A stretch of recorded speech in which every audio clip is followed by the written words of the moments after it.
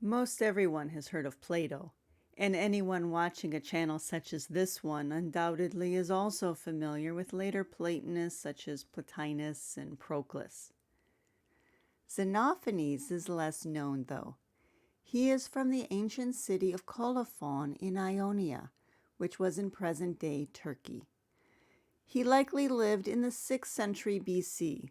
It's more than 100 years before the birth of Plato. Yet, it would be no exaggeration to say that without the teachings of Xenophanes, Plato may very well have never developed his own teachings. Plato's greatest influence was, of course, his teacher Socrates. And we know from Plato's dialogues that Socrates was heavily influenced by the Eleatic philosopher Parmenides.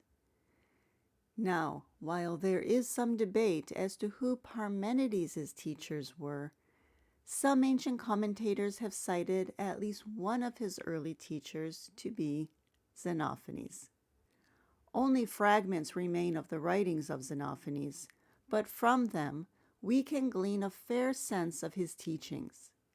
In this video, I will present a number of these fragments as presented by editor Philip Wheelwright in his book, The Pre-Socratics.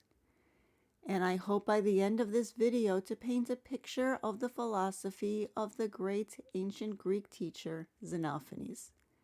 But we will also see where questions remain as to the full breadth of his vision. God is one, supreme among gods and men, not at all like mortals in body or in mind. From this one sentence, a number of teachings already stand out. God is ultimately one. Yet notice that this God is supreme not only among humans, but also among gods, plural. And so this teaching is very much consistent with the teaching that Plato would later espouse as well, that of a pantheon of gods, but a perfect one above all. Yet it is not clear from this fragment alone whether Xenophanes was a monist or a monotheist. Perhaps I should step back for a moment to clarify the difference between the two. Monotheism is the teaching that there is one God. Biblical religions are monotheistic, and we see from this example that monotheism ultimately results in a duality of God and creation. Monism, in contrast, is the view that all is one. Many Eastern traditions are monistic, doing away with the dualism. Plato's philosophy, although it recognizes realms in the unfolding of reality, it is ultimately monistic as well. So where does Xenophanes stand? We can see this quote going either way. If you have monotheism in mind as you read it, it is easy to see a separation here between God and mortal creation. God is not at all like mortals in body or in mind. Yet, there is another way to read this. This might actually be the closest we come in any of the surviving fragments of Xenophanes to see recognition of an utterly transcendent one beyond all that is, even the one that is. Nothing can be compared to the first principle, for it is beyond all descriptions, all categories, and all qualities. It is beyond even existence itself, because it is the cause of existence. Now, if Xenophanes had this in mind, then this would also explain why mortals hold no similitude at all to our Creator, not even in mind. Plato, of course, includes such a transcendent cause in his dialogues. He assigns this teaching to his Parmenides in the dialogue that bears this great teacher's name. Debate still rages, though, as to whether the historical Parmenides held the same position. And now we can add a further question mark as to the position of his teacher. It is the whole that sees, the whole that thinks, the whole that hears. A number of wisdom traditions teach of a divine consciousness that sees and hears. Xenophanes goes beyond even those teachings by recognizing cognition as well in this divine whole. It is the whole that thinks.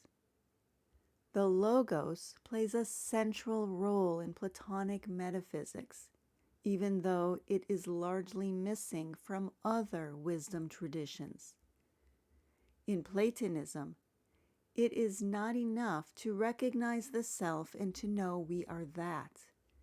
No, Platonists go the next step by putting Logos on our experiences. We seek to understand reality, and from that understanding, reach ever further upwards to the cause of that experience. In Philip Wheelwright's book, The Pre-Socratics, he calls Xenophanes the first known critical theologian in ancient Greece. In this fragment from Xenophanes, we see what might be the earliest recognition in the Greek world of a divine Logos. He always abides in the self-same place, not moving at all. It is not appropriate to his nature to be in different places at different times. This also is consistent with the Platonic one, although it is more like the one that is, rather than the utterly transcendent first principle. For Plato, there is a first principle that is beyond even motion and rest. Now, to complicate matters a bit more, Simplicius reports that Xenophanes of Colophon, teacher of Parmenides, declared that the first principle is one, and that what is one and all-embracing, that it is neither limited nor unlimited, and neither moving nor at rest. This conflates the one that is with its cause. Here again, that question is raised as to the extent of Xenophanes' insights. His recognition of Logos would certainly point to the recognition of the one that is having a cause, but unfortunately the fragments we have allow ambiguity to remain. If oxen or lions had hands which enabled them to draw and paint pictures as men do, they would portray their gods as having bodies like their own. Horses would portray them as horses, and oxen as oxen. This quote, to me, shows a more sophisticated grasp of spirituality beyond popular representations in mythology. It is perhaps easy to slide into atheism once you see the weakness of anthropomorphic representations of the gods. However, Xenophanes did not do that. He instead recognized the limitations of the interpretations of the gods. These interpretations can be rejected without rejecting divinity itself. Homer and Hesiod attributed to the gods all sorts of actions, which when done by men are disreputable and deserving of blame. Such lawless deeds as theft, adultery, and mutual deception. This quote nicely complements the one before it. Xenophanes clearly rejected the popular images of the gods. Whether or not he saw a more meaningful way to read mythology is not clear from surviving fragments alone. Plato also rejected these popular readings, but he did recognize that there were esoteric teachings in these works that were open to those who had been initiated into the mysteries. Xenophanes is generally presented as someone who just simply rejected mythology outright. I think it would be more accurate, though, to say that we don't know one way or the other.